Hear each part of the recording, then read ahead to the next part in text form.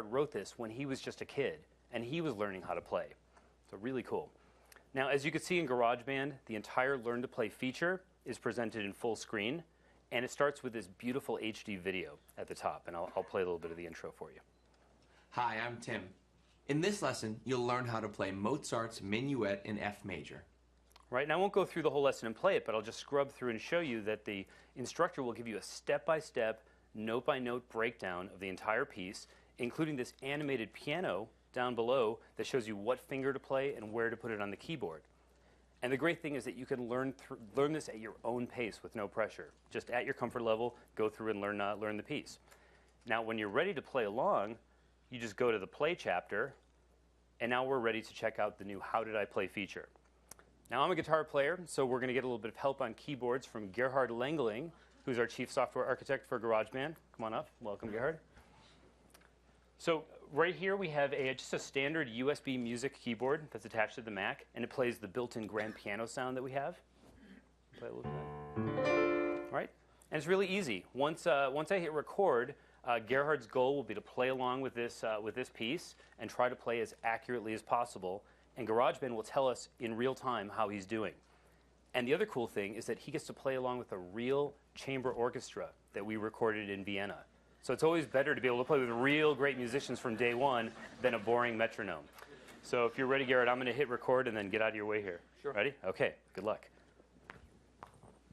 You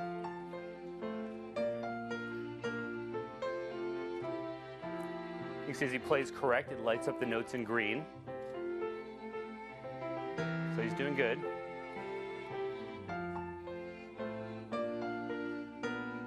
Okay, so if you make a mistake,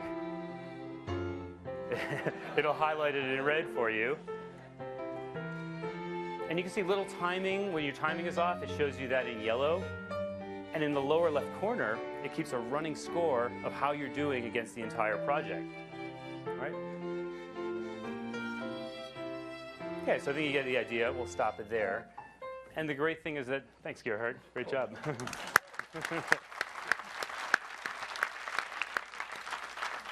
Now, the cool thing is that this timeline shows you exactly how you did. So you can see at a glance that, okay, that's where I rocked it. You know, we played that okay. And then over here, we can click to review the mistakes. You know, Gerhard doesn't make a lot of mistakes in his life, so I apologize to you to have to relive this painful memory. But, okay, so there's that note. Okay. Even better, every time you complete a performance, GarageBand is keeping track of that and building a history. So we can now click on History and see all the times you've been working on this song. Of course, when you start out, you'll probably have some troubles with different sections, and hopefully over time you'll be getting better until one day you'll be able to play a perfect 100%. So that's the new How Did I Play feature in GarageBand 11. It works with piano, but it also works great with guitar, and we think musicians are just going to have so much fun with this new release. So thanks a lot, Steve. Back to you. Thanks, guys.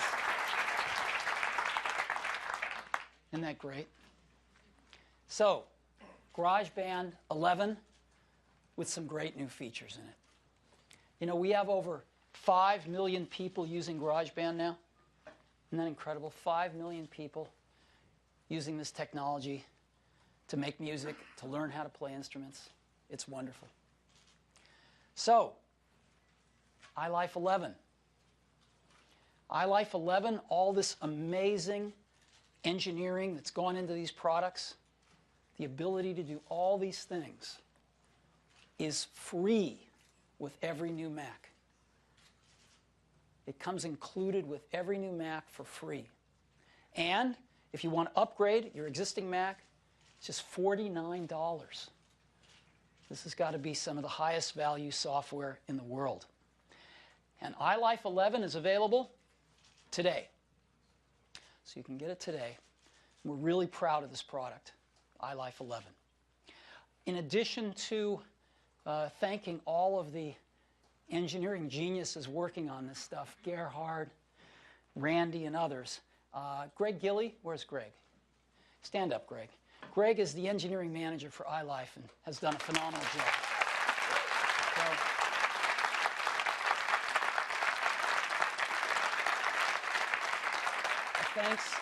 So, But thanks to Greg and everybody on his team, we've got some brilliant people working on this stuff, and they're constantly amazing us with this. So that's iLife. Next up, I'd like to talk about FaceTime.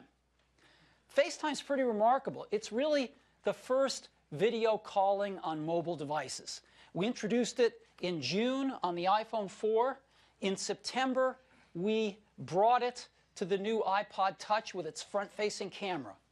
And since then, in the last 4 months, we've shipped 19 million FaceTime or devices with FaceTime on them. 19 million. Well, what could be better than that? The number one request we've gotten is, could we please be able to do FaceTime calling between these devices and the Mac? So today, we're announcing that we're going to add tens of millions of Mac owners to that as well, with FaceTime for the Mac. Here it is, and you've got your contact list, which just takes your contacts from your address book. You don't have to populate a special buddy list or anything else. You can have favorites and, of course, your recents. You just pick somebody, click on them, and you initiate a FaceTime call, whether it's with another Mac, an iPod Touch, or an iPhone 4. And it even does full screen. So we're really excited by this, and rather than just talk about it some more, let me give you a demo. So on my Mac here, we've got our new FaceTime logo right here. And I just double-click on it. And what I'm going to do now is just go to Favorites. And here's Phil Schiller. And I'm just going to go ahead and initiate a call with Phil.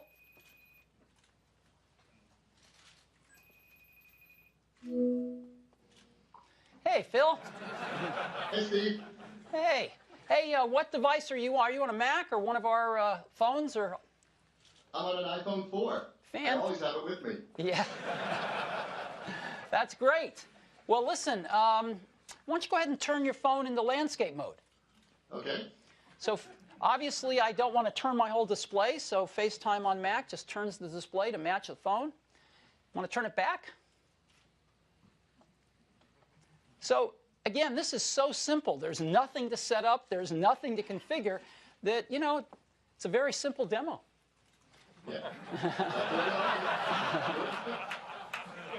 So now, the tens of millions of Mac users are going to be able to FaceTime with iPhone 4s and iPod Touches. And I think people are going to like this based on the requests we've gotten.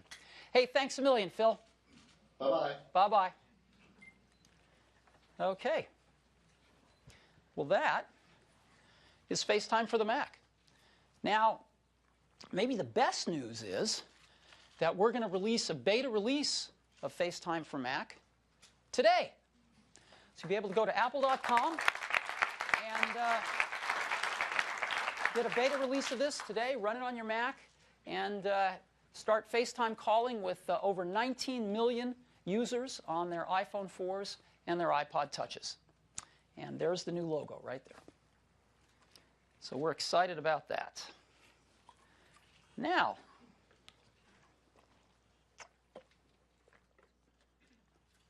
next up, the entree for today. We want to give you a sneak peek at where we're going with Mac OS X. And, as you know, we've had 7 major releases of Mac OS X in the last decade. I don't think anyone can match that track record. And we've been improving it with every major release, and we're really happy with Snow Leopard. But we know how to take it even further. And so today, we are going to give you a preview of the 8th major version of Mac OS X, and we call it Lion. Mac OS X Lion. Now, what is the big idea? What is the philosophy behind Mac OS X Lion? Well, that's where Back to the Mac comes from. What we've done is we've started with Mac OS X, and we created from it a version called iOS, which we used in the iPhone. And we invented some new things, and we've perfected it over the last several years, and it's now used in the iPad as well. Well, what we like to do is we're inspired by some of those innovations in the iPad and the iPhone. We'd like to bring them back to the Mac. And so that's what Lion's about. Mac OS X meets the iPad. There's a lot of innovation in Mac OS X, user features and a lot underneath the hood, but at a high level, these are going to be some of the most exciting things. And we haven't got time to show you everything today, but we wanted to give you a taste of the philosophy behind it and show you a few of the key features that we're working on. So what exactly is it that we have learned and become inspired by on the iPad? Well, multi-touch gestures.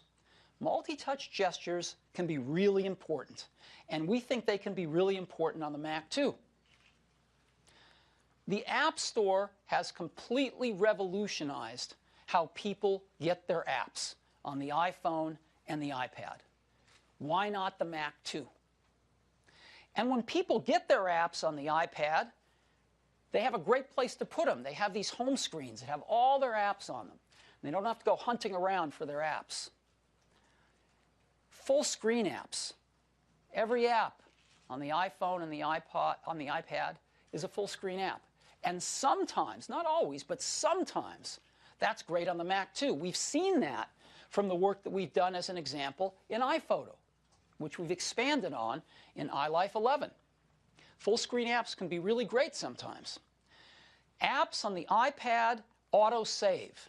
You don't have to bother saving your data. It's constantly saved for you. It's one less thing to worry about. And when you launch apps, they auto-resume. They come up exactly where you left them. That'd be great on the Mac too. And there's a lot more, but these are some of the highlights of how we've been inspired by the work that we've done in iOS, and we'd like to bring it back to the Mac. So let me talk for a few minutes about a few of these. Multi-touch gestures. You know, the first thing you think about is this, right? We thought about this years ago. We've done tons of user testing on this, and it turns out it doesn't work. Touch surfaces don't want to be vertical. It gives great demo, but after a short period of time, you start to fatigue, and after an extended period of time, your arm wants to fall off. It doesn't work. It's ergonomically terrible. Touch surfaces want to be horizontal, hence pads. For a notebook, that's why we've perfected our multi-touch trackpads over the years, because that's the best way we've found to get multi-touch into a notebook. We've also, in essence, put a trackpad, a multi-touch trackpad, on the mouse with our Magic Mouse, and we've recently come out with a PurePlay trackpad as well for our desktop users. So this is how we're going to use multi-touch on our Mac products, because this doesn't work. The App Store. The App Store has been huge, as you know. On the iPhone, it's completely revolutionized mobile applications. On the iPad, it's phenomenal as well. Now, how do we know this? Because over 7 billion apps have been downloaded from the App Store. 7 billion. There's never been anything like this that we've seen in our careers. And so we'd like to bring it to the Mac. And as part of Lion, we're going to have a Mac App Store. What are going to be the characteristics of this store? Well, it's going to be the best place to discover apps, just like it is on the iPhone and the iPad. Won't be the only place, but we think it'll be the best place. One-click downloads, free and paid apps, and it's the same deal for the developers. They keep 70% of the revenues. Automatic installation. You won't have to do anything special. The apps will just download and automatically install. And automatic app updates, just like the iPhone and the iPad. So when apps update, you'll be notified. One button, you can update all the apps. And the apps will be licensed for use on all your personal Macs. So we're making it very simple.